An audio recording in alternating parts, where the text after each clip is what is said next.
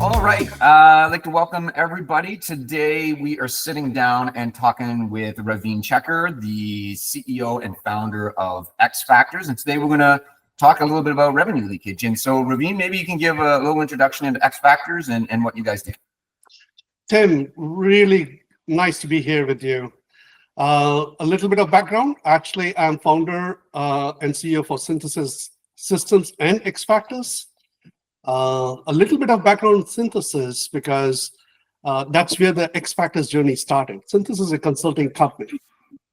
We have architected and deployed solutions that are transacting over $20 billion of revenue, helped about 200 plus companies go through the transformation from the legacy monetization model to subscription space.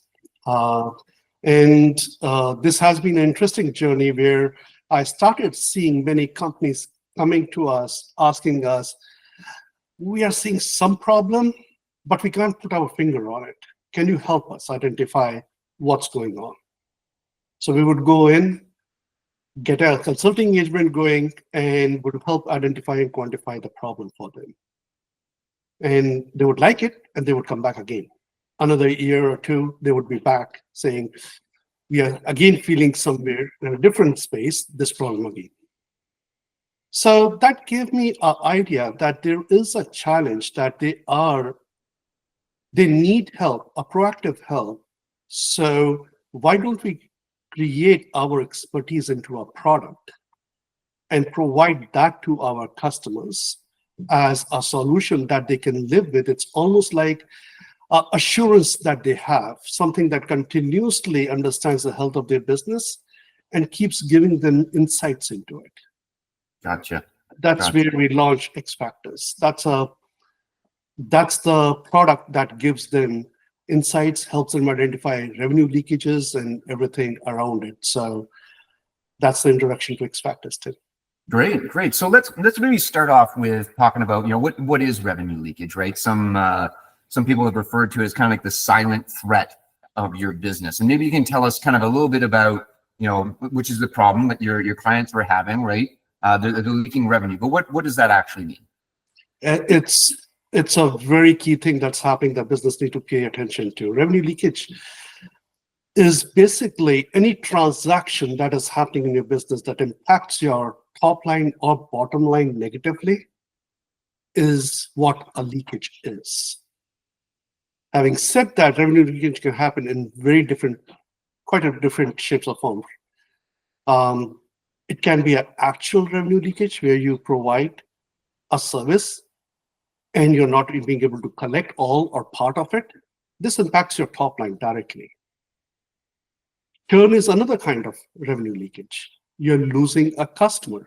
That could be happening because of incorrect billing, lack of proper communication from the company, or not being taken care of.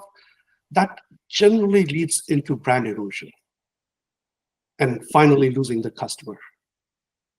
There are cost leakages also, which get classified as revenue leakage because that is impacting your bottom line.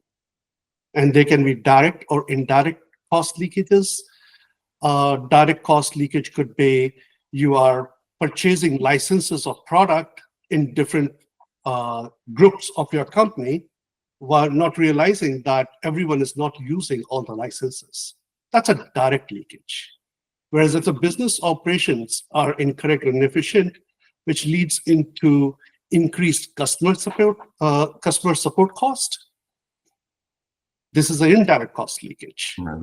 So it's, as you were saying, right? Why is it a silent threat? Let me give you an example. A customer of ours issued a promotion which has being used even after the promotion had expired. Actually, it was a couple of years after. They had seen symptoms of this, but since they wanted to keep the customer happy, they didn't put much attention to it. When xfactrs got deployed, that's when they realized the total amount that they were losing across their customer base was in over $1 million. This got escalated and got attention. Yeah, I guess so. Right? That's why I call it. It's a silent threat, right? It creeps up on you Yeah. and it hits you hard. Another example, Netflix. You must have heard a few years back when customers of Netflix would share their login credentials with friends and family. The company realized and then had to release the size of the problem. There were over 100 million free subscribers. Their stock got a hit of 35%, Yeah. right? That's why I call it, it's a silent threat. It creeps up on you. Yeah, and we've seen it with some of our customers that are doing like high volumes of usage, right? Say they're reselling time off of like AT&T or something along those lines, and they look at their usage comes back that they're being billed by their provider, and they take a look at what they have recorded to bill their customers, and the numbers don't match. So who's using what and what's going missing in there? It can definitely sneak up on you really quickly. That's very interesting. So several of those cases exist. There are customers that are OEMing different products or actually using someone else's service to provide final service to their customer, and boom, they discover that they are not charged for everything. Actually, what their partner is claiming that that was used to provide the service. Yeah, and we had a customer that was in one of those situations where we were doing a replacement of their billing system, and we were doing parallel bill runs as we were switching over from the old system to the new system to make sure that the numbers matched. And they came back to us saying, your system is all wrong, your numbers are incorrect, these aren't the right numbers, they don't match our old system. And they found that the issue was they had been undercharging a lot of their customers by like 300%. And they had to go back to their board to have a discussion about, okay, well, we're losing all this money, but we can't go back and charge our customers 300% more than what we're charging them now. How are we going to deal with it? So it was something that they didn't even know that was happening, right? And it just kind of crept on. So why do you think that it often goes unnoticed by a business? Is it a lack of auditing? Is it just tools that don't surface it up? What do you think is kind of the cause there? All of that needs to be done to enable it. But finally, it comes to a key reason, which is lack of priority on revenue leakage detection. Mm-hmm. Right? Many organizations don't even have an owner who's responsible for detecting and preventing leakage. They don't have their ears and eyes on the track, right? What happens when you don't acknowledge that there might be a revenue leakage? Revenue leaks. Right. The challenge is they have so many critical competing business initiatives. Subscription is expected to show growth. Everyone is expecting subscription monetization space grows really fast. That's changing, but still the market is expecting that. The GTM strategies actually are also evolving, which basically means driving investment into product and finding new channels. Customer centricity, which is the key of any subscription model, right? Usage, you understand the customer such that you can give them the right business outcome. It's critical, and that customer centricity, to drive that, a huge investment is required in the operational processes and the tooling and the organization structure. Right. And then subscription needs building of moats. That means another. It's so much pressure on innovation and transformation changes. The attention does not go towards leaking revenue. Gotcha. So It's everybody's changing, looking at Tim. top It is level, changing. right? Yeah. Yeah. But market is forcing it to change now. Yeah. The rule of 40-50 is getting applied, and customers cannot have, or companies cannot have 50-60% of growth that they were showing earlier and still have some negative margin. You have to produce margin because the growth is not that much. Yeah. The market is maturing. Yeah, and I think that's, like you said, they're looking at that revenue number, they're looking at their costs, right? And as long as the margin profile in between the two is matching plan, hey, all thumbs up and good to go. But there could be so much missing in there that you could see some better growth and profit margins to go to market with. So how does a business generally effectively go in and identify those gaps and those weak points, right? For being able to surface this stuff. Yeah, so that's a very interesting question because of lack of priority and focus on this, not everyone is doing, but what needs to happen and what some people are doing is getting ahead of the problem, not just reacting to escalations. Many companies, for examples I was taking, are reacting to escalations, right? Something goes wrong and they build something around it. What they need to be doing and what some of the companies have started doing is start focusing from three-pronged approach, which is very generic: people, process, and technology. On the people side, they need to build a culture of rewarding revenue leakage detection. Don't shoot the messenger. Get people to start sharing, because you don't want a culture where you need to hide this mistake. This should not be considered a mistake. This is something which happens in the transforming business. So enable people to actually share. Other part is you can get a maximum bang for the buck by quickly looking at the process side. Start looking at your quote to cash, order to activate, issue to resolution process, identify where the manual steps are. Initially, this will give you a huge result. But don't stop there. You have to come back and look at the complete operational process heat map and examine every control point sitting there. That's the real systematic way to actually make sure you're continuously looking at what can be going wrong. Right. And the third technology, which is very critical, which we help out with also, is select and deploy an off-the-shelf product that can not only show you end-to-end picture of revenue leakage at real time, but also help you manage the end-to-end process of leakage detection, identification, all the way through resolution. That's very important. In this whole process of detecting the revenue leakage, detecting is the first step. You need to make sure it gets resolved. And organization behavior sometimes stops that from happening, because this goes across the whole revenue cycle. Gotcha. So I started doing some research out there, just trying to find like what is the actual percentage, right? What is the impact, right? And it's so interesting. You see this wide range of percentages of what the average impact of revenue leakage is. But like, how does a single organization go about the process of calculating what the full impact of it is for their business? Yeah, this is interesting. And the reason, well said, you're seeing a lot of percentages. We have heard of 4 to 25% leakage. Right? Like that's a huge range. It's crazy, right?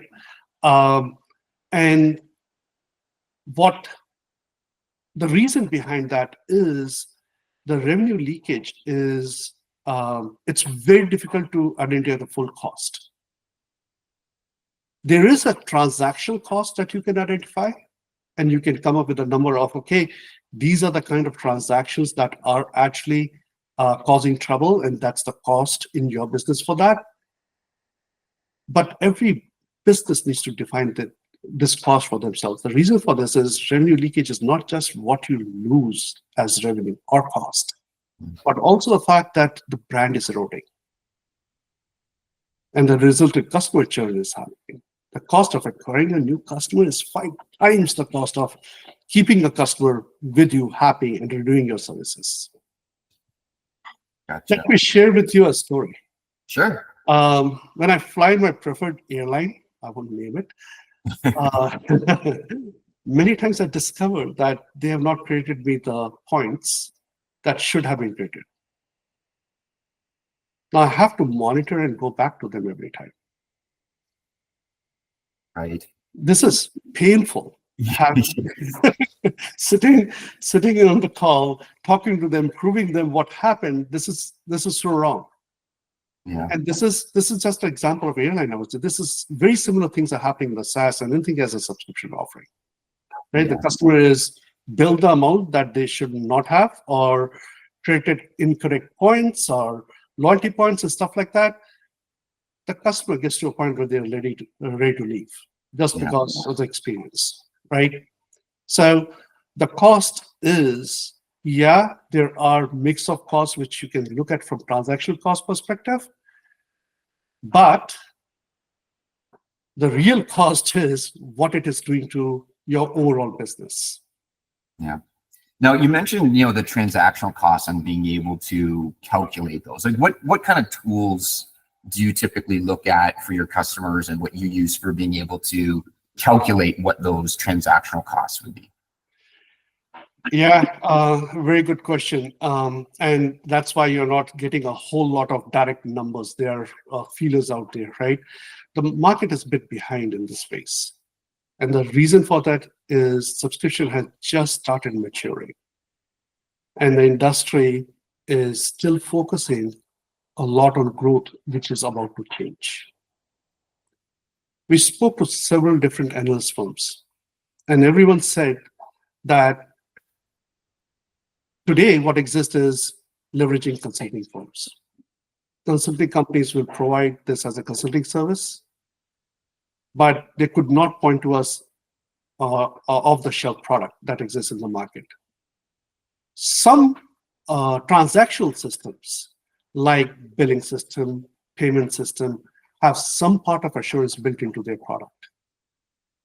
And as you were sharing, right, you went in, did the billing, and all of a sudden, you started seeing a completely different value, something that they were leaking that they had never saw.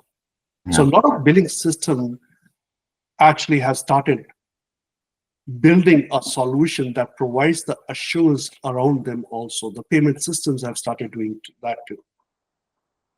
But as a complete end-to-end function, there's no tool that has that. The challenge with the billing system is, yes, you can see the discrepancy, but what's happening in the code, in the order, or what's happening in the finance is not completely visible in the billing space, right? So the whole end-to-end revenue cycle is not there. I even went to G2, where majority of the products get listed. We couldn't find anything there either. Yeah. As I mentioned in the introduction, I saw this happening. It has just started, and this is why we created a product. We think currently this platform will be able to actually create that beginning of systems that will come and play in this. It's good for the customers to look at it. We have created a revenue detection platform that comes with 200 plus beacons that shine light on your business and helps identify leakage happening in your organization.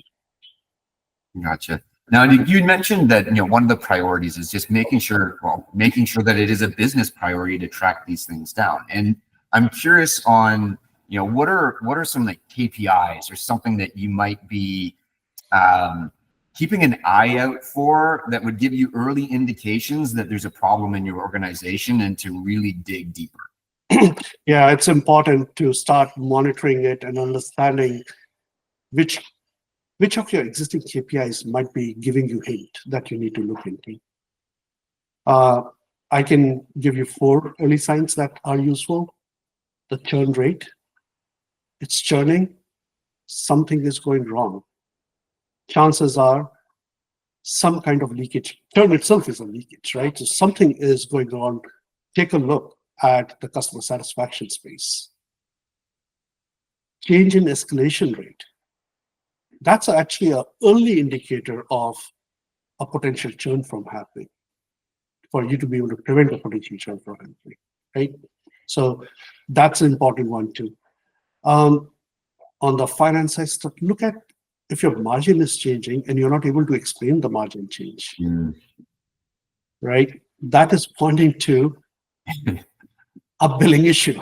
Yeah. Take a look at it. Yeah. or increase in your normal DSO, day sales outstanding.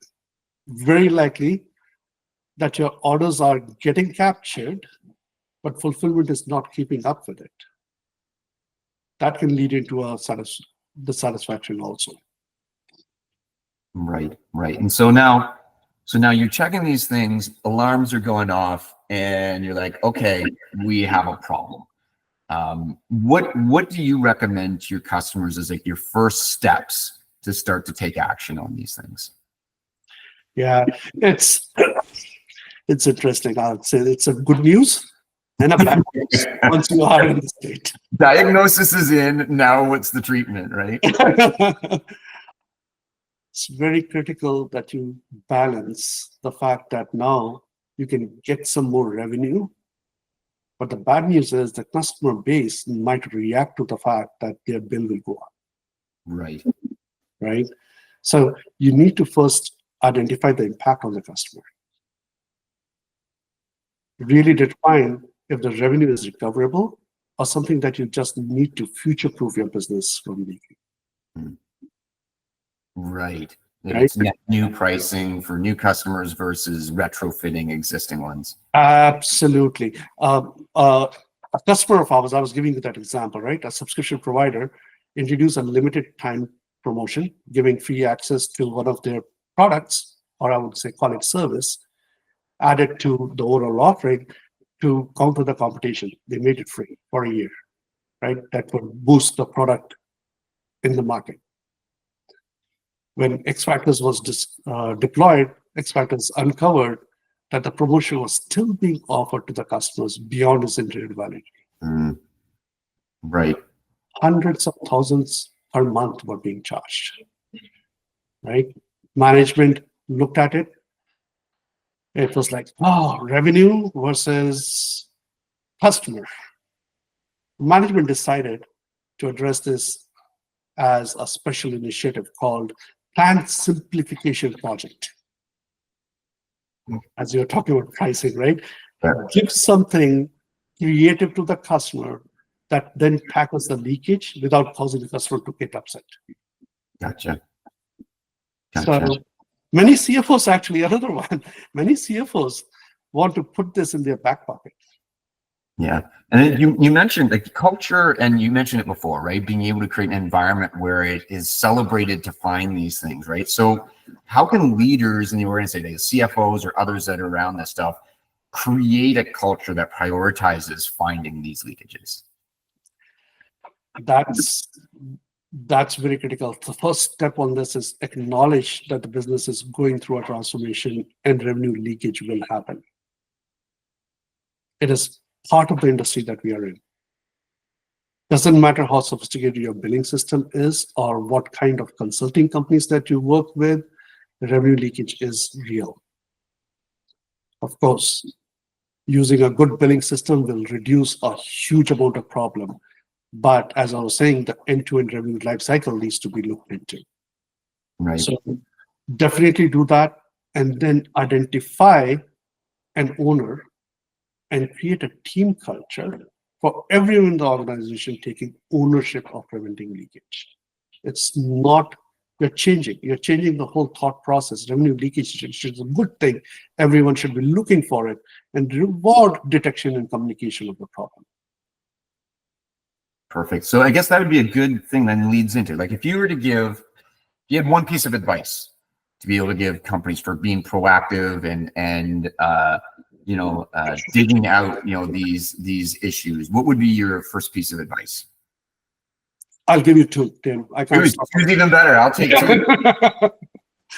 The reason is, the number one thing is accepting leakage is happening, and that's a repetition, I realize, but it's very critical. Please understand that the leakage is happening. And the second is, do not reinvent the wheel, as this is an easy space to fall into a trap that I can build my own. Mm-hmm. The cost is huge in terms of opportunity loss in arresting the leakage. And the reason I say this, I know several cases where IT departments tries to build their own tool thinking their business is unique. The fact is this happens everywhere. And the use cases are quite similar. Use the platform that will let you configure your business uniqueness easily by leveraging the decades of industry knowledge built into the platform. It's not only about the issues that you're facing right now, but also about the issues that you will face in the future as customer journey. And your response to that will keep changing over period with the business growth. Wonderful. Great pieces. And I'll take two. Two's better than one. Great piece of advice. And, Ravin, I really appreciate you taking the time to be able to share the knowledge that you've gained through synthesis and xfactrs and how you're bringing that to customers. It's great. We work hand in hand in the same sorts of things. How do we detect this stuff, both from the billing, from the front end, from the back end with xfactrs? It's a great collaboration. So again, thank you so much for joining us, and hopefully we can do some more of these in the future. Well, pleasure being here with you, Tim. LogiSense is doing amazing work. Would love to continue working with you guys. Fantastic. All right. Well, thanks everybody, and we'll see you next time.